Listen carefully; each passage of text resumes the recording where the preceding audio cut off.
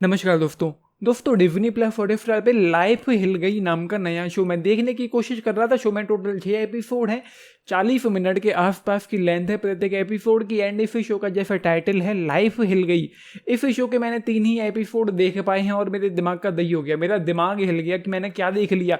इतनी घटिया राइटिंग है, इतना घटिया डायरेक्शन है, इतना घटिया स्क्रीन प्ले है कि क्या ही कहना। पूरी तरह से बकवास है। इस शो का फर्स्ट एपिसोड, फर्स्ट सीन ही बकवास है। इसमें कहीं पर भी कोई फील नहीं है, कोई डेप्थ नहीं है, कोई इमोशन नहीं है, कुछ भी अच्छा नहीं है, कुछ भी इंगेजिंग नहीं है, कुछ भी ऐसा नहीं है कि देखने में अच्छा लगे या कम से कम एक मोटिवेशन मिले कि ये शो हमको आगे देखना है। कुछ ऐसा अच्छा लग रहा है हमको यहाँ पर कि मुझे इसकी वजह से आगे देखना है। कुछ भी इस शो में अच्छा है नहीं, टू बी ऑनेस्ट। एंड उतने ही घटिया कैरेक्टर हैं इस शो के। एक सीन था इस शो में जहां पर विनय पाठक का जो कैरेक्टर है वो गांव वालों के साथ, ये शो एक गांव में सेट है उत्तराखंड में, तो गांव वालों के साथ वो ड्रिंकिंग कर रहा था। तो उसको नंबर 1 आता है, वो पूछता है तो कोई गांव वाला कह देता है कि किसी भी पौधे पे जाकर कर दो। वो नदी के किनारे जाकर खड़ा होकर कर देता है। पूरा का पूरा गांव उसके पीछे पड़ जाता है। एंड उस होटल तक उसको दौड़ाते हैं, जो उसका अपना होटल है वहां तक पूरा गांव उसको दौड़ाता है। और उनको देखकर ऐसा लग रहा था कि ये लोग आज इसको मार ही देंगे, जिंदा छोड़ेंगे नहीं। जिस हिसाब से वो लोग आए थे उस होटल में और जिस तरीके से दरवाजा ठोक रहे थे उस होटल का, स्क्रीनशॉट आप देख पा रहे होंगे। एंड कहानी क्या है इस शो की? चीजें यूं होती हैं कि विनय पाठक, उनके 2 बच्चे प्लेड बाय दिव्येंदु और कुशा कपिला, वो जाते हैं उत्तराखंड के किसी होटल में जिसकी हालत जो है ना बहुत ही ज्यादा खस्ता है, बहुत ही ज्यादा गंदा है वो होटल। तो उन लोगों को उनके दादाजी के द्वारा ये टास्क दिया जाता है कि तुम लोगों को 6 महीने के अंदर इस होटल की मरम्मत करनी है। और जो जितना काम करेगा, जो जितनी मेहनत करेगा इस होटल पर, हम उसको मेडल देंगे। और आखिर में जिसके पास सबसे ज्यादा मेडल्स होंगे, पूरी की पूरी संपत्ति, पूरा का पूरा मतलब विरासत जो है वो उसी एक बंदे के नाम कर दी जाएगी। सब कुछ, दूसरे को कुछ नहीं मिलेगा। दूसरे को तंबूरा मिलेगा, ठेंगा मिलेगा दूसरे को।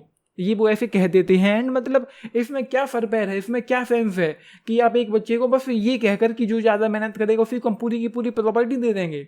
ऐसा कहीं होता है क्या? मतलब इस शो में कहानी के नाम पर कुछ भी नहीं है, टू बी ऑनेस्ट। एंड कहानी तो छोड़ ही दो, कोई मसाला हो, कुछ भी इंटरेस्टिंग हो, कुछ भी एंगेजिंग हो, कुछ फील हो, एटलीस्ट कोई इमोशन हो, कुछ लगे कि भाई कुछ अच्छा हो रहा है यहाँ पर। एक सीन और था यहाँ पर, कुशा कपिला के जो जितने भी लोग हैं उस होटल में, जितने भी स्टाफ हैं, वो उन लोगों ने कुशा कपिला का दिमाग का दही कर रखा है।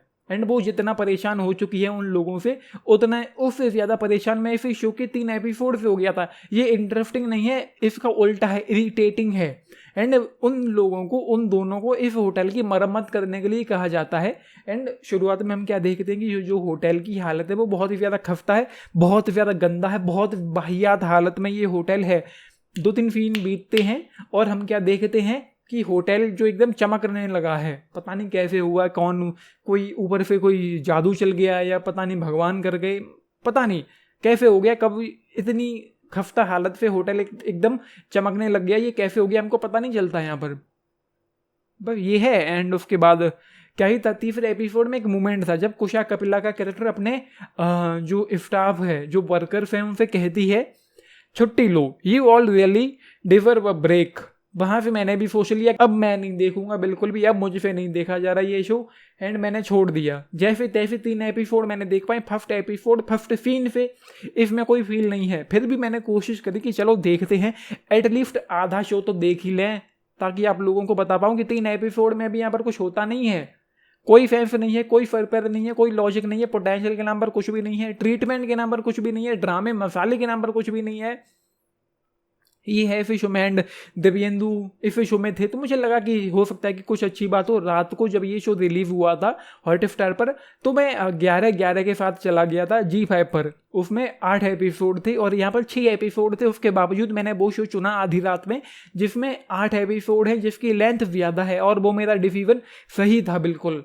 वो 8 एपिसोड मैंने देख लिए। ये शो, इसको आधा देखना रात में ये इम्पॉसिबल हो जाता। और तो ये चीजें हैं, मतलब बहुत अच्छा मैंने किया कि मैंने वो डिसीजन लिया और मैं 11:11 के साथ गया।